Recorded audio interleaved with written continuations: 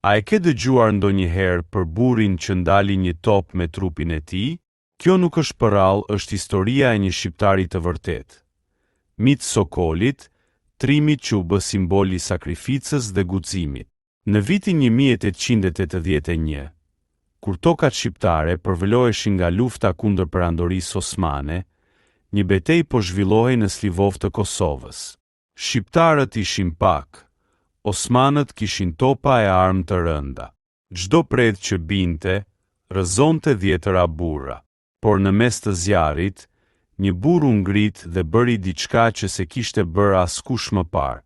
Miti Sokoli pa se topi armik po afrohej dhe çdo goditje ishte vdekje. Ai nuk priti urdhra, nuk kërkoi leje. Me zemër që i diqte si flak, vrapoi drejt topit dhe me një britm që i huan malet, u hodh mbi gryken e tij.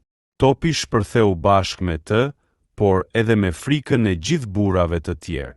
Në atë çast, armiku u trondi dhe shqiptarët u hodhën përpara, me guximin që buronte nga gjaku i tij. Kulla e tij në tropoj qëndron ende sot. Gurët e saj janë të heshtur, por çdo natë, era që kalon aty sikur përshpërit. Trupi u bë mburoj. Emri u bë përjetësi. Miti Sokoli nuk kërkoi lavdi, nuk kërkoi shpërblim. Ai e dinte se ndonjëherë, liria kërkon më shumë se fjalë kërkon flijim. Dhe për këtë, emri i tij mbeti në gurët e kullës, në këngët e malit, në zemrat e një kombi. Ai nuk kishte frikë nga vdekja sepse kishte besim te Shqipëria.